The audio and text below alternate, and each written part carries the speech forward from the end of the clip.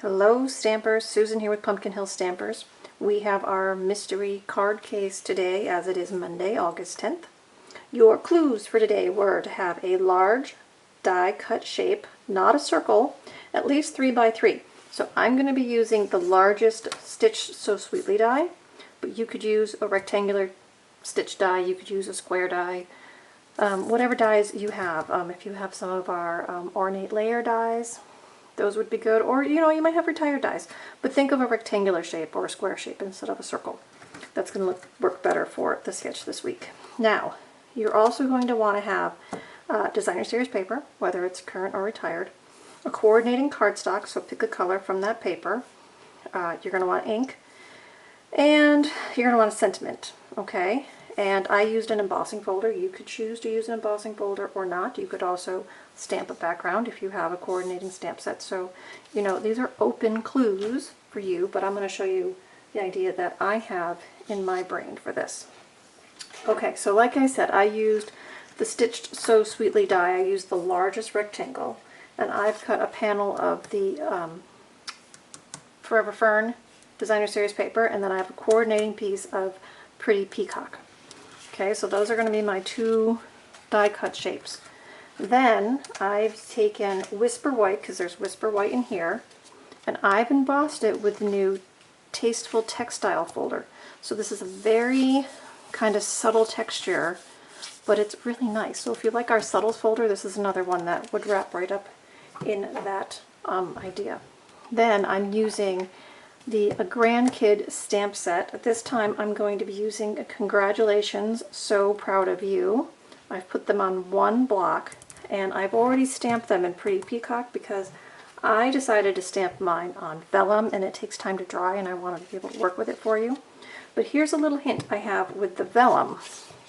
I started with an 8.5 inch one, and I scored it at 4 1/4. I stamped on one side and let it dry. Okay, and then on my card I'm going to fold it over so it's double width, and you'll see how that makes it more opaque when I put it on my card. So let's just go ahead and I'll put this together for you. So here is the idea. They're offsetting shapes. So my idea is I'm going to lay one down kind of like this and put another one like this, and you can put them at whatever angles you want. If you want them more crisscrossed, you could do them more crisscrossed.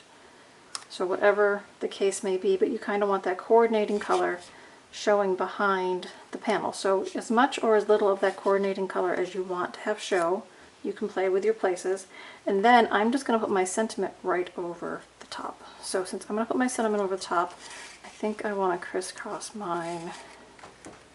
Let's see. I'm going to want this one maybe more like this. I think I want kind of like that. So I've got some of that Pretty Peacock poking out on all my edges. So I'm going to go ahead and put this one down first. Now you could put these up on dimensionals. I'm just going to scale mine all down flat because there's 3 layers here. But remember, they're your cards. You put them together however you want.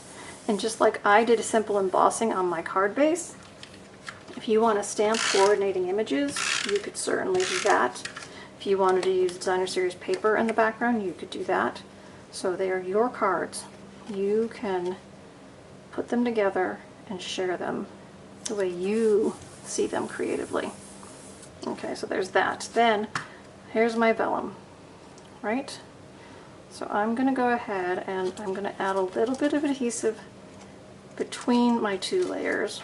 Now I want them kind of behind my word so they're not going to show as much.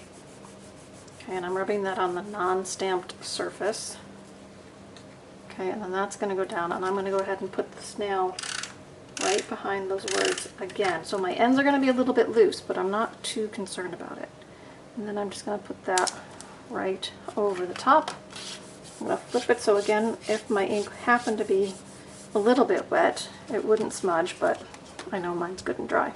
And so see, you can still see that paper through the vellum, but it's doubled up, so those words really kind of pop on top there too.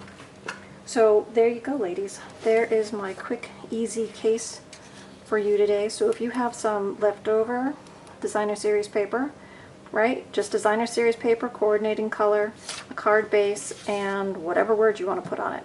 Nice and simple. So you could make lots of different ones. They could all be relatively the same, but you could use different colors, different papers, different sentiments, and go crazy. So make yourself up a bunch of cards. Remember to snap a photo and share them with me. I'll share them here on the show and tell, and we'll do another one next week. All right, everybody. I'll see you again real soon. Bye-bye.